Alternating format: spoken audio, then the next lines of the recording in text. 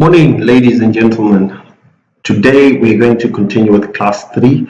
Apologies, yesterday we were not able to have the class as planned because of a mishap on my end.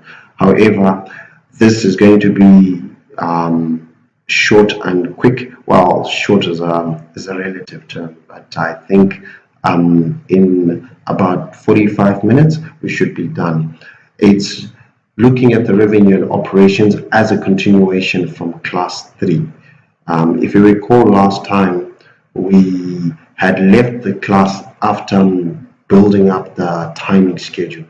So today we're going to look at the revenue modeling, direct cost modeling, operating cost modeling, and then in the second section we just do the construction schedules. The debt financing has got a whole lesson purely dedicated to it because it's a monster of a lesson. But that one, if you watch it, you pick up so many things which are going to be valuable to you. So let's jump into it. I'm going to go into I'll open Excel,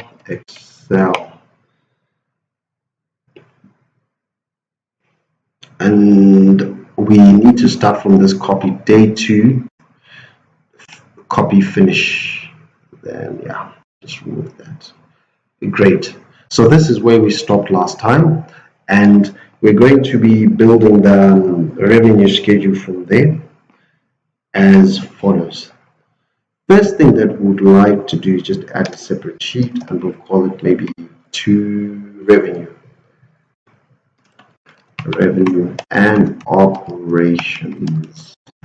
Yeah, revenue and operations. So in revenue, remember we said that the timing sheet will be very useful in everything that we do going forward.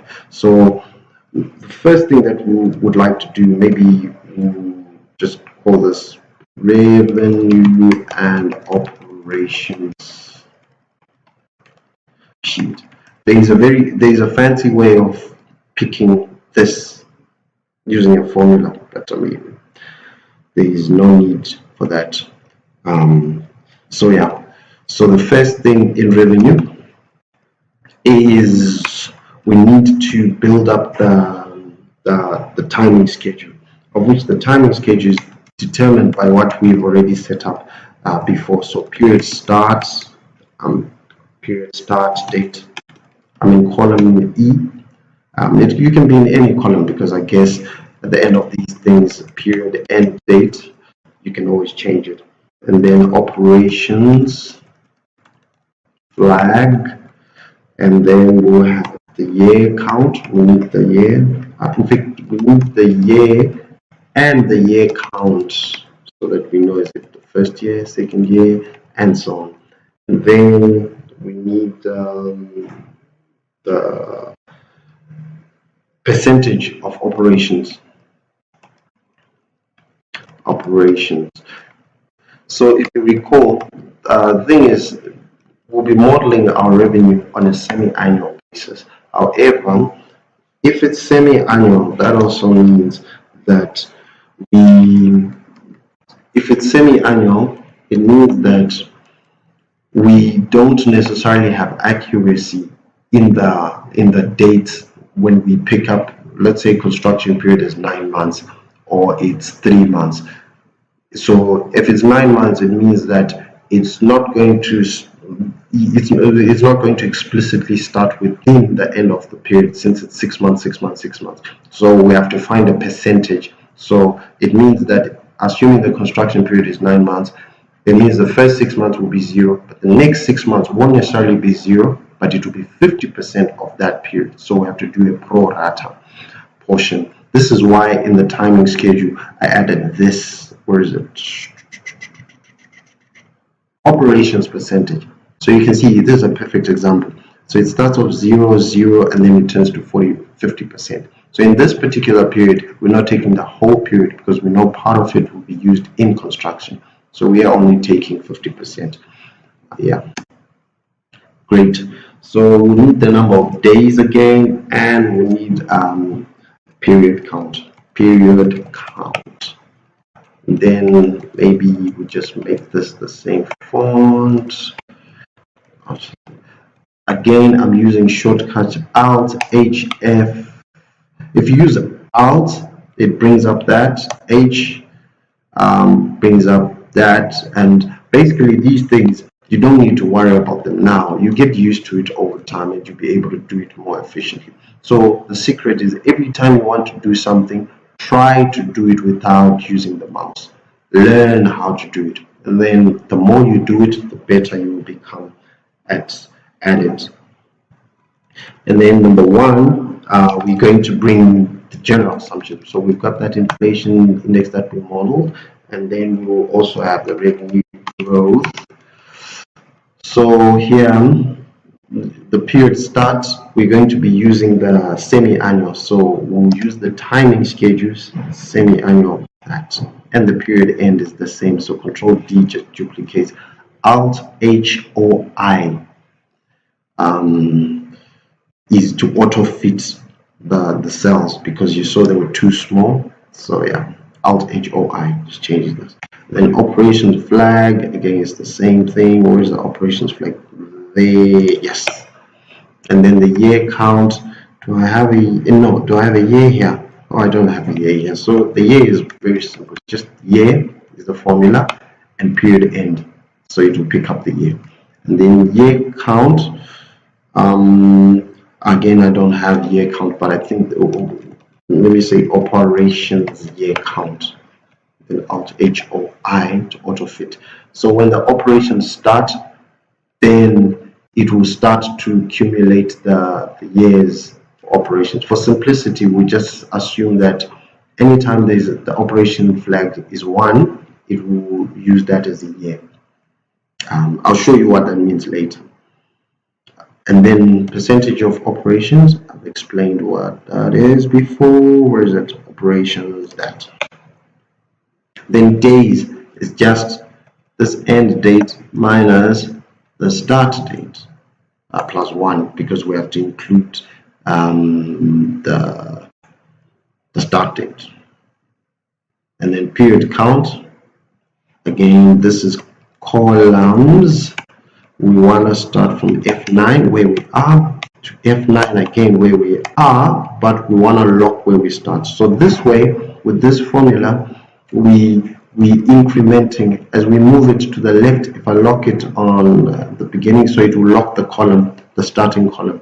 As I move it, notice as I move it to the next, it will stretch it. So now from F to G, so it just reflects 2 columns. So it's just a way to automatically increment the count for the year. Alt WFF will freeze the pans so that if I move to the side, I'm always able to see the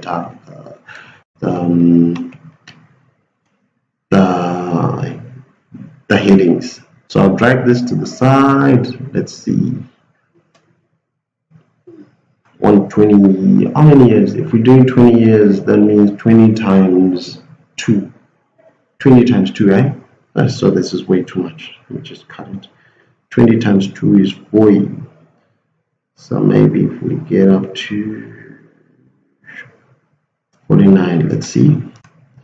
Is this even in? Oh, great. Go to that. Period. 20 years times 2 is 40. So plus construction and whatever else, I'll just leave it at that for now. Then just bring it back to here, Alt HOI to make everything auto fit. Remember what I told you about hiding? Control, I should highlighted everything because it's easier to navigate when you hide. Control 0 hides everything which is there. So it makes it easier to navigate to the end of the cells. I'm going to delete these. Inflation, again, we're getting this from the timing. Where's the timing? There's the inflation index. This is the inflation interest. And economic growth, I think it was right below. Let's see. Oh, yes, I made a mistake. I'm supposed to take from E. Because I was wondering, why is it, equal that from the beginning, yes. And also that. Then just copy them to the ends. And then now we want to go to the operations. Maybe we start with it. Let me start with revenue. So now the revenue, if you recall, what is the revenue assumptions here? we've got we've got the tonnage. This is probably the most important thing that we need to put up front. The tonnage, capacity utilization, which is changing over time. So I guess maybe let's start with that, to just say what capacity are we using in this particular period, and this only becomes relevant when we start operations. So it means that, let's say, capacity here, to make things easier to read, I'll just do that. Maybe do that. Usually when you indent, especially like this is a heading, so we know we're not going to do anything. So usually I like to squash it so that it's easier to put other information, and then use a logical hierarchy, yeah, in the representation of that. So let's say capacity utilization. The capacity utilization we would like to index. Remember that index formula? Now we're using it. We want to search here a full, and would like, for the row number, would like to match. Notice what I did there. Let me just do it again. So index, if I go back to, I select this is where I want to search, and then F4 to lock, and then I say this I would like to match, to go back to the sheet where I was, because what I want to match is the month number, or yeah, because it's every 6 months, so I can actually use one period to represent 6. However, to go back to the cell, if I type F4 A1 or any cell reference and I hit F4, it jumps to the sheet which I want, and then I can always just remove this. Anyway, so what I would like to search is the number of 6 months, the first 6 months of operations, the next 6 months of. So if I take whatever the operational flag is and I multiply it by 6, then I'll be able to have a reference here. So 1 times 6 will give us the first one. 2 times 6 will give us this next one. So let's just go back. So here, match, I want the sum of these, and then a lock, so that it increments as it. So whenever it starts counting, and then we're multiplying it by 6, considering it's every 6 months, and then would like to look that up where? Like to look it up here. Remember, I formatted these as numbers. It's just adding the months, if you recall how we add this little thing at the end, but actually it's a number. This is why I was saying that time we must put it as a number. Then F4, and then match type here. We would like it, we don't want it to be exact, because it's going to when it exceeds 36, would like it to continue showing whatever the result is for 36. So we don't want it to be exact, because exact will return only what you ask it to. And the problem with that is when the periods change, we don't want it as well to be inflexible. So we want it to estimate. So to estimate, if we leave that blank, it will just estimate. Press enter. No number. So equals index. Let's see if there is an error. I'd like you to put a 0. And let's see how this goes. Moment of truth. Yes, it's working. So you can see in the first period it's picking 45%. And then in the next period it's picking 55, and then 65, and it only starts when the operations flag start, which is exactly what we want. So we drag that to the end, and then we change this to a percentage. Control Shift 5 on your keyboard. That's a shortcut for changing it to percentage. So now we've got our capacity utilization. So now the next thing is actually to know what is the tonnage produced. So we know the tonnage produced is a function of the daily production. So if we go back to our assumptions, where's the daily output? That's daily output. Oh, no, this one, sorry. This one, F4. That daily output multiplied by the downtime, which is open brackets 1 minus this downtime. Because this daily output is at full capacity, but we're saying in reality, we're not going to be operating. There is going to be some downtime. So that daily output, maybe I'll change the label so that it doesn't say daily output, but daily output dash full capacity. So we've got the daily production minus that downtime, and then multiplied by the capacity utilization. Because we're not going to start off by just blowing everything at full capacity, because we'll be building up the market and all that. So if you press F4 multiple times, it will change its locking reference. So I'm locking the row so that it doesn't change. And after I do that, enter. If I drag that to the end, yes, now we've got our capacity, basically, yeah. And in this case, we know whilst in this particular period, we are not going to be operating for the full period, we're only going to be operating for 50%. Other periods, you can see it's 100%, 100%, and so on. So what we'd like to do is just adjust this, multiplied by that operations percentage, enter. Maybe let me lock that again and copy it across. So Control Shift 1 changes it to decimal places. If I want to remove the decimal places, Alt H9, Alt H9 removes the decimal places. So now we've got our tonnage. Yay! We've got our tonnage, and let's. Oh, this is per day. So again, this is not that much, because it's about 1,370. So after our adjustment, it's about 1193 or whatever that number becomes. So now this we need to multiply by the number of days within that period. That's why we calculated this days thing.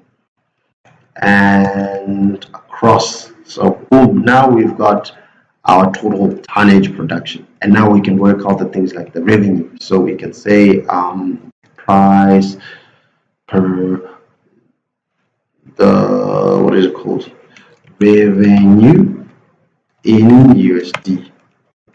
So the revenue in USD would be that price multiplied by the, what is the, oh yes, we've got a split, because some of it is going to be retail, some of it is going to be bulk. We have the split somewhere. Where is the split of how much is going to be produced in? Where is the split? I remember we put a split. Oh, we didn't put a split, so it's fine. So I'll add the split here. Maybe I'll add it here in the assumption. So I'll say production split. Maybe I'll add this production split. And then, so we will have retail and bulk. So this bulk will just be equal to 1 minus whatever we put in retail, and this is a percentage. And in retail, it is 40%. No, 40%, yes. And then we copy these across, and would like to use the same formula. So we just copy and paste. So the production split is going to be revenue USD, or maybe let me just split the tonnage. So I say retail, tonnage, and maybe let me do this. Again, I'll bring this closer and tidy this up like that. Yeah. So revenue, tonnage, and wholesale. Or bulk tonnage. So revenue tonnage, would that be multiplied by, what is the split? That is the split, F4. And the same thing applies to the bulk tonnage. So Alt Control Shift 1 changing is to that. Alt H9 removes the brackets. Alt HBP puts the top border like that, and then Alt HBO puts the bottom border like that. Again, these shortcuts are actually very simple. You just have to force yourself. Don't use the keyboard. I mean, don't use the mouse. Try it. Try out. Just see if you want to do something like change something. Press Alt first, so that comes out, and then whatever the letter is, press it, and then whatever the letter is for the thing you want, and over time you'll become really efficient at it. Awesome. So now we've got the retail and the bulk. So now we just want the revenue. So equal whatever the retail is. In fact, something is wrong here. Oh, yeah, this is what's wrong. And let me highlight something very important about how I noticed what's wrong, because if you understand how to, at least if I share how I think about how to identify what's wrong, it's easy for you to pick it up next time. So what I looked at these two numbers, and approximately they're adding up to 32, not even being accurate, just looking at the 20 and the 12, 32, but yet the total is supposed to be 51. So immediately that's a flag. I do that a lot. Whenever you add something, just look at the numbers, look at them. Don't be accurate about adding, just summarize and say, okay, what is supposed to be the total? So in this case, I can see where the mistake is. I made it as a percentage of the total, but I didn't lock this such that when I copied it down, it just copied the next one, which is wrong. So what I wanted to do is actually to lock this first position, lock it like that, and then Control D duplicates it down. Oh, I've messed up the borders. Anyway, let me just copy, paste, and then Control F, just a formula. I know. Yeah. Then copy these across. Yeah. So now fix that. Now you can see it's accurate. 51,986 and 51,986. Awesome.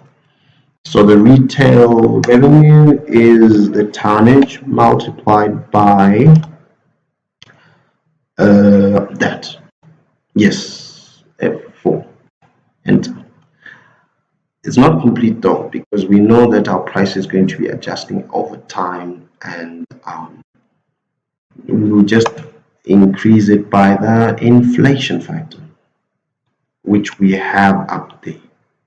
Enter, and yeah, so these two again, you see you can't see them properly.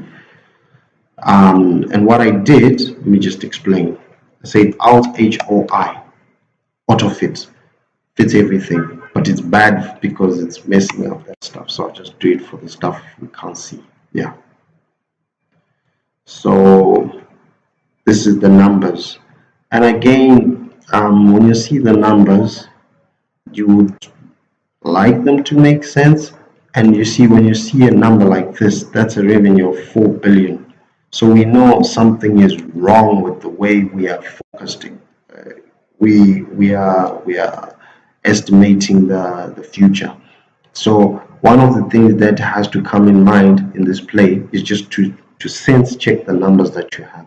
So the first thing is, does it make sense for us to generate 270 million? Where is the 270 million coming from? So in this case, they're coming from 270. It's coming from, we took the price, the 128, multiplied by the tonnage, which we're expecting to produce. And that seems to be accurate, the tonnage we're expecting to produce. So you realize something very quickly. Notice how this number, we've taken this is correct, this is correct. However, we just took the 102, the inflation index, and we didn't divide it by 100. That's why sense checking is always important, because just multiplying it by 100 doesn't actually, it doesn't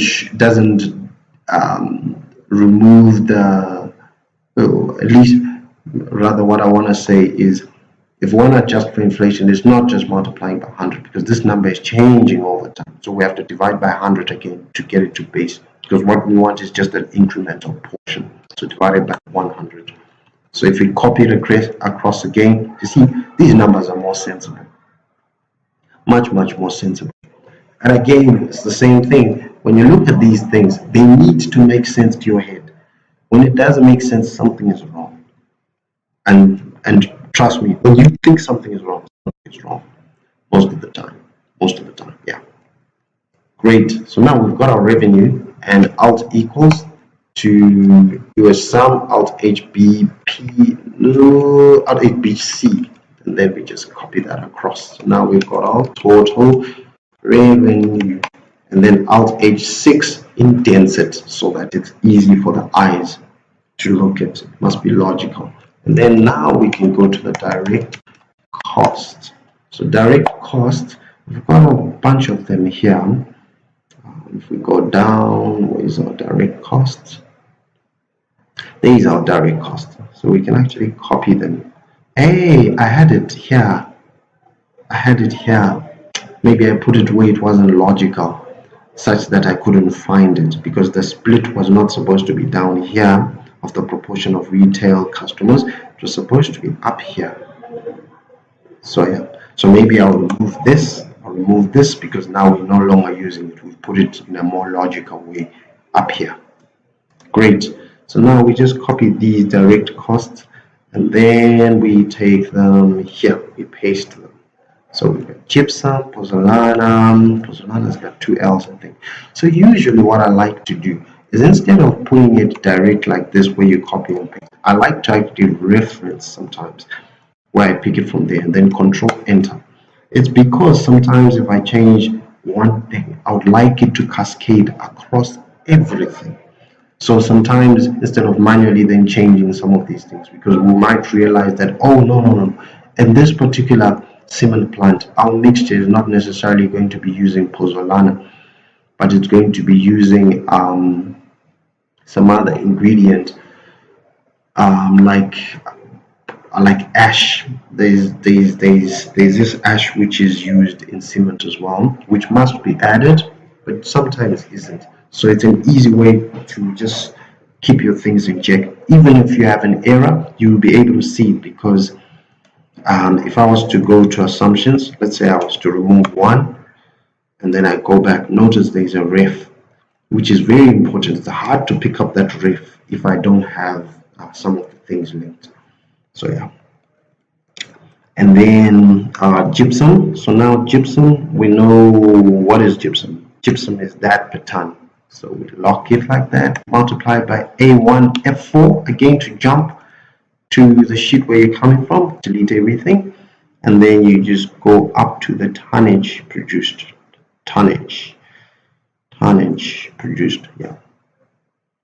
And then we will lock this like that. We'll lock this. And we will again we'll multiply this by the inflation index, F4 divided by 100, so that we don't make the same error we made a couple of minutes ago. And then Control Shift 4, changing it to dollar signs and right across. Boom. So we've got our direct cost. However, again, when you're looking at it, just looking at it, you can see it's too high. So there's something that we missed. There's something that we missed in the process because it's just too high. It's too high. There's no way our cost can be that much, or is there a way? Now, this is something which we'll notice sometimes. So sorry about that. I had a small break. Just coming back. I was just saying that these amounts look a little bit too high. So the main reason when we look at it is probably our cost might be a bit too high. Let's have a look at that. Or our revenue might be a bit too high. So now when you see things like this, and you're sure that the way you've calculated it is correct, it's one of the things that you must go back to the management and say, hey, look, this doesn't make sense. What is wrong with the inputs that you've given me? So if we just by having a look at this, we can see what's wrong. If you add the total of the cost of inputs per ton, you can see that $271 per ton is already way out of range for our retail price for both bulk and and um, and and retail, because the prices that we had are these. So something else must be happening. So now the thing that we'll find out from the management is actually, as much as we have the direct costs, we don't actually have the splits of how much gypsum is put into the product, how much pozzolana is put into the product, how much clinker is put into the product. If we had that information, then this makes sense. So sometimes it's what, wherever you are in the process, it's breaking down to see what am I missing, because everything must make sense. Life is really simple like that. If you see something not making sense, then something is wrong. So what we need is actually a breakdown of how much pozzolana we need, because we are not going to be putting 100% pozzolana in this ton. So the next thing is, let's just say, what is it called? We'll just insert here some, maybe we'll insert here some rows, yeah, and then we'll say weights per ton, and we'll have these inputs and formulas, and then so these are percentages. So per ton of cement, we're going to have in fact, these are not relevant. These ones are not relevant, but for the raw materials, it's very relevant for these three, because these are the raw materials. So for those ones, we say for each ton we're going to use 25% of gypsum, and then we're going to control shift to just make it a percentage. Pozzolana will be the balancing factor between so 1 minus whatever we are spending for whatever we're putting in gypsum and whatever we're putting in clinker. So that's going to be the balance. So clinker, let's assume we're going to put 30%. 30%, yeah, 30%. Control shift that. And that. So we then copy our formula here so that we choose the active case. So it means, excuse me, so it means we have to adjust these figures to reflect that we're not going to be putting, we're only going to be putting in 1 ton, we're only going to be putting X% of that. So gypsum, so we go back to our revenue and we say direct cost this multiplied by that percentage. Oh no, I wanted to lock the column, but I don't want it to lock the row. And then this is the same thing and the same thing, and we do that. So now, just by looking at this, you can see it's much different. We're getting 4.5 million compared to 6.6. Where we're like, okay, that's a good sense checkup. So we've got the total direct cost now, and yeah, great stuff. Now we've got our total direct cost. So next thing is indirect. That was revenue. So let's just do the indirect costs now. Indirect costs. By the way, ideally you're not supposed to do what I'm doing here. Notice how I'm hard coding 2. But what you must do actually is to do a formula so that when you set things, you don't need to be referring back. So I'll say rows. Rows again will count. As I go down, 1 more row, it will add 1. So in fact, what I would like, in fact, now maybe I'll just want the maximum of whatever number might be there before.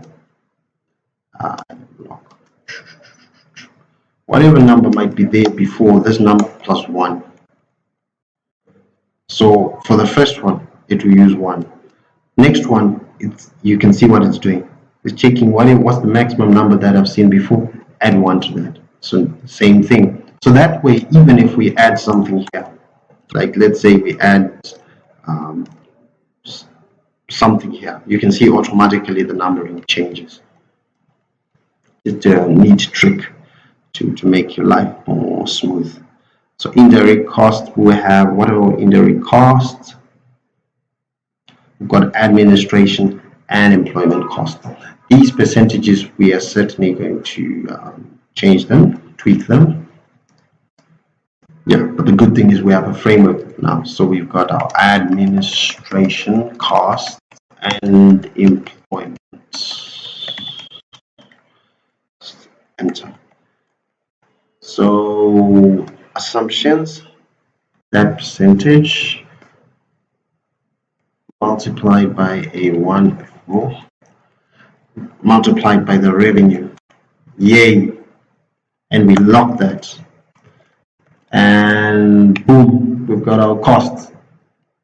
We have got our indirect costs. And yeah, great. So now we've got our indirect costs, we've got our direct costs, we've got our revenue, and for now we can safely say we have completed this part. That's how you do the revenue modeling, that's how you do direct costs. In reality, obviously some of the things are a little bit more complicated. You might need to spend more time maybe breaking down the revenue into different components depending on the business and the things that trigger it, basically. Yeah. Then on the cost as well, I've simplified this a lot, but I think you get the principle. It's about breaking it down using one formula across each row. It's easy to audit. Yeah.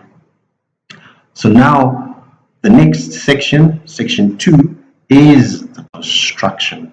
So the construction, when we go back to assumptions, we'll just create an empty page. We'll call it, where is it? Oh, let me delete one. Created too many.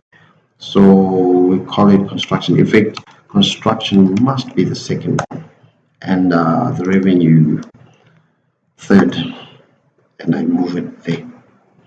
So as you notice, I keep on changing the names of things and moving them, is because I think it's easier to be changing as we are going along, to say, okay, now that we have this, because starting up with the framework, I always find that very difficult, because then you're forced to memorize how things are going. But then when we are moving through each step one by one, you can kind of see, oh, this is why we're doing this. This is why we're doing this.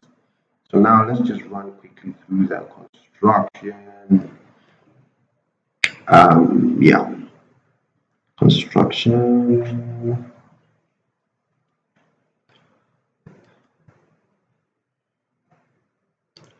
So before the revenue assumptions, we are going to add some rows and we'll call it construction. Again, here I'll do the same thing which I did there. Where this, remember that little neat formula I showed you of how to yeah. So equals the maximum of how to increment the numbers. So the maximum of the first one, we're going to lock that. So the maximum of that plus 1 gives us 1, it gives us 2, and yeah. So for now we want to add, yeah. So here we'll call this construction assumptions. The revenue is basically where everything starts. Like if the thing actually makes money, then we can quickly determine how much of that money is going to be earned as gross margin, as net margin. And sometimes it helps us very quickly ascertain whether something is wrong with what we are thinking. The construction cost now adds another layer where we have to start incorporating the cost of financing and other things. But in this particular class, we'll just look at the construction. In the next class, we've got a whole class which is purely focused on the project finance. That is a monster, but it's amazing because after that, you'll be properly prepared for anything. So now the construction, we're going to have the plant costs, and then for simplicity's sake, I'll just add other things like we'll call it other assets. Other assets, because in reality, when we get the construction, the EPC quotation from the supplier, they actually itemize it. So they might say that, hey, here we've got a mixer, we've got a packing room, we've got storage tank, and so on, the list of whatever they need for the plant. But in our example, we just keep life very simple. We just say plant cost. And I'll just leave these so that if you need to add anything, you can do whatever you want, because how we're going to model it is fairly simple. Then we'll have advisor cost, and then we'll have contingency reserve, and we'll have, sometimes we might incur some insurance during the construction. And lastly, maybe we'll say, we'll call it the project, or yeah, maybe I'll leave that blank for now. And all these are going to be in USD. Control Enter to enter all of them. So the plant, assuming it will cost, what's the plant cost that we had? What was the plant cost that we had? Don't remember. So let's see. Did we have it in our initial presentation? Plant cost. No, we didn't. Okay, great. So anyway, for now, we'll just start with, let's say the plant is going to cost us $20 million. Control Shift. And other costs for now, I'll just leave those blank. And then advisor cost. So there's some costs which are going to be dependent on the size of the plant and so on. So advisor cost, this might be 3% of whatever we raise money. So in this case, if you are doing it for a client, you say, okay, I'm going to charge the project 3% if we're successful for the fundraise. So this is your payment basically.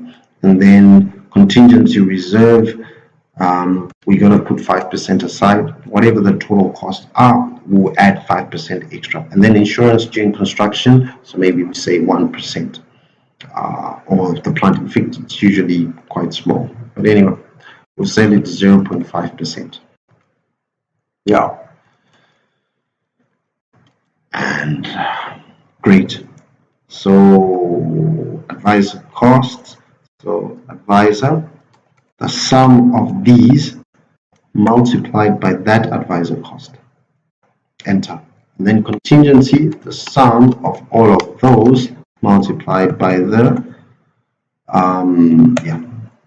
and then the insurance costs might be because we're only insuring the plant, so that's multiplied by that. Awesome.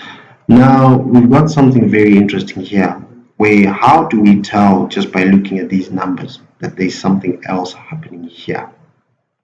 This is where we use this. Blue is for formulas.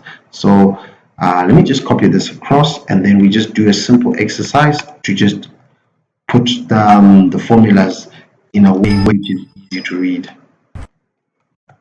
See? And yeah, okay, let's just do that. Copy it here. and we just do that. Delete that. These are percentages. Okay, great. Awesome. So now I would like to just change the formulas to blue. Like this is a static number, so it will remain black. But this should be blue. So Alt HFC. Alt HFC down there, blue. So I'm going to do it quickly so that you don't necessarily have to see what's going on. But yeah, basically I'm just changing anything that has a formula to blue so that it's easy for our eyes to differentiate where we've got a formula. It's so much easier even to audit. And then what else? This is a formula, these two as well. Well, technically these are not, this is not necessarily a formula, but this is a formula because it's depending on something else in the sheet or on the document. These don't need to change, these are fine, and that's it. Awesome. So now we've got our construction schedule. So we go to construction. Now we're going to model the construction sheet. So in the construction sheet, we have, we call it cement construction sheet, schedule. Change the font to Franklin and the font size to 10. 10. Yeah, and Franklin. Yeah. Okay, great. Just close that and save everything because Excel loves crashing. And oh my goodness me, oh, I thought I had I jinxed my Excel. Anyway, so period, start dates, and then period end dates, and then construction flag. When do we have a construction? 1. When we don't have a construction, 0. Then days. Great. So these are taken from the timing schedule monthly. Remember, construction, we said we do that monthly. Construction is very delicate. And timing, construction flag. Yes. And the days, again, it's this minus that day plus 1. No, plus 1. Yes. And we move this across to months. How many months do we have in this? We have so many months. We've got 200. No, is it 20 times 12? 240. 240. Notice I'm using this to measure. You see how this is incrementing? 240. Enter. Alt H or I to make everything fit. So I go to the end again, I hide Control 0 because it's easy to navigate. Then here I'm gonna lock this so that when I scroll down I can still see the titles. When I go to the right I can still see the titles as well. So now we have equals. Instead of doing that formula again, we can just copy. Life is simple like that. So we just copy this and we paste it again. Of course, it's going to say circular referencing because it's starting at the bottom. We started here. Yeah. So we'll call this construction assumptions. So construction assumptions. I'm going to make this thinner so that it's neater. So, in fact, probably smarter to do this and have more space there. So construction, now we know we've got our, this is the things that we're going to take into that schedule. So that, and that. Ooh, no. Let me show you what I did there, because because I think it's a very nifty trick that you can use. If you're in any cell and you press Control plus the back bracket key, this is the back bracket key, this one. That's the back bracket key, that one. So Control plus that key takes you to the source. So Control plus that key takes you to the source. So to go back where you are, Control G, it will have a reference of immediately where you're coming from. And you just press Enter, you jump back where you're coming from. Nifty trick, eh? Very cool trick, very cool trick. So we insert another column. This one we'll use it. This we'll use as a sense checker. We'll call it total, so that we can always see whether we are being delusional or not. Even here, we probably need that as well. We'll just put that. We call it total. I tried my best not to script this as much as possible, so you can see me editing things, changing things as we go, as I get new information, sense checking and things like that, which is really cool. Some of these, that, and that. So, yeah. So I'm just adding some of these things. So sometimes one of the things why you need this total is again sense checking. You might see something crazy about this number. Let's say this number was shooting to 5 billion, and then you'll be like, something is wrong in this line, and you might not be able to see it just by looking at these numbers. So that's why the totals are very helpful.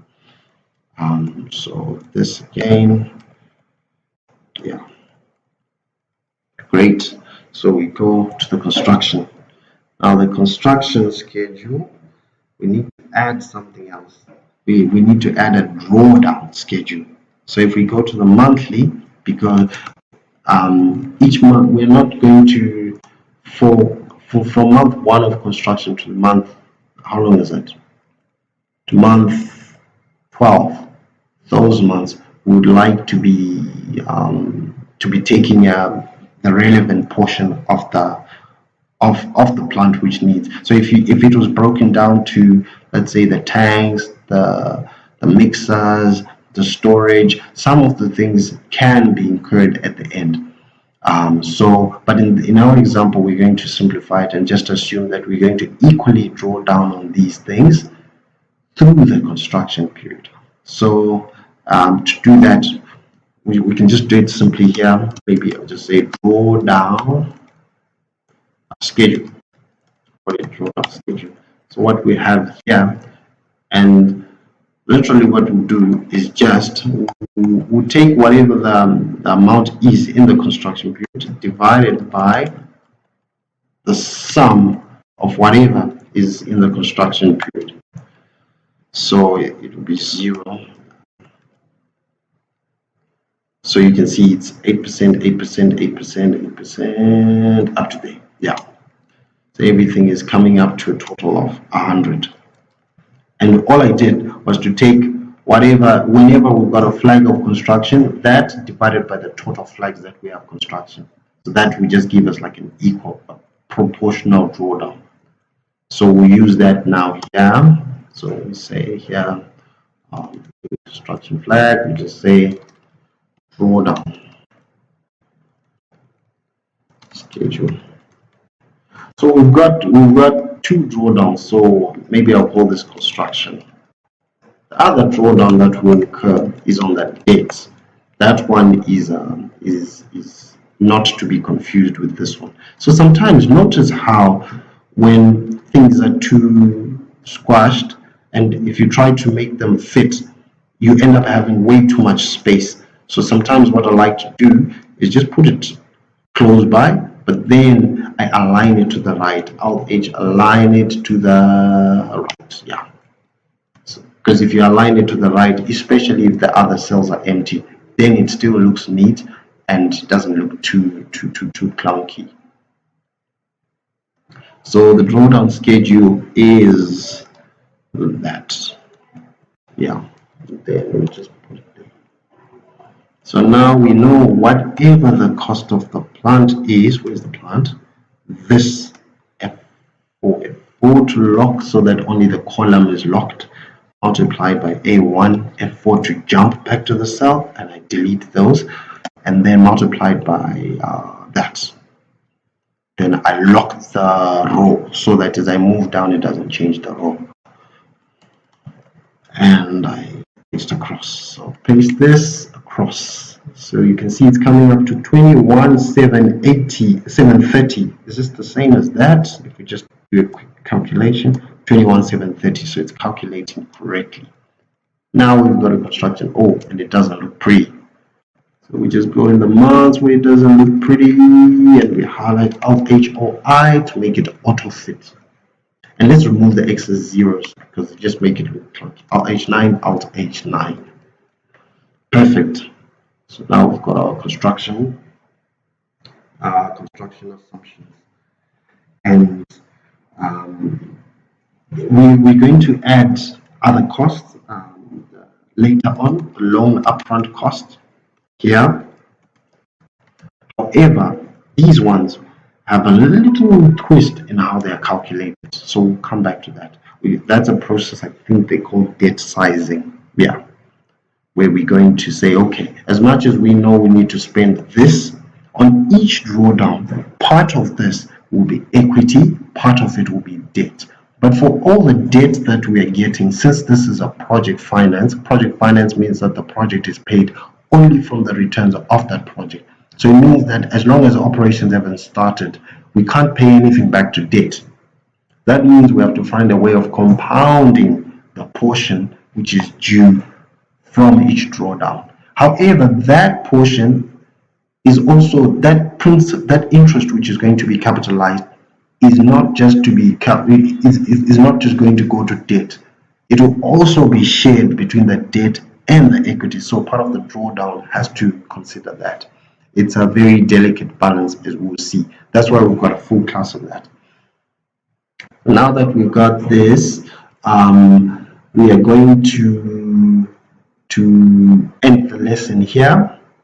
And when we pick up the lesson, the first thing that we'll do is just build a depreciation schedule for this construction. And then after that, go into the project finance. The depreciation schedule will be very simple for this project, but we'll do it in the next class. Thank you, ladies and gentlemen. If there's anything that you'd like me to clarify to you or anyone, just reach out to me, send me a message on WhatsApp, and I will make time to help you clarify anything. Awesome. Again, let's save this as what are we calling it? We're calling it day 3. Day 3 model finish. Yeah, day 3 model finish, and I'll save that. So again, I'll make this available in the folder. Let me just see that folder so that all of you are aware of it. It's a Google Drive folder. Yeah, just 1 second. Let the computer wake up. I don't know why my Chrome is taking time. Let's see. Chrome. Yeah, Chrome doesn't want to wake up. Oh, it's waking up. Just being impatient.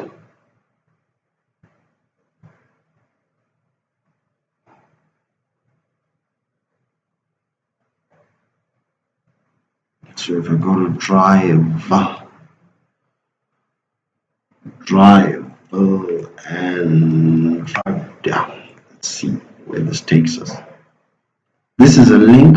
The folder I'm about to show you is linked here. If you go to 30 process /IPAZ,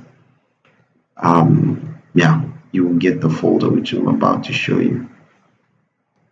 Anyway, you know what? It's taking time. But if you go to 30process.com /IPAZ, I'm going to update this website so that it has the folders, the file, and also a link to the video, because I'm going to upload this on YouTube. Thank you, ladies and gentlemen. Enjoy the day.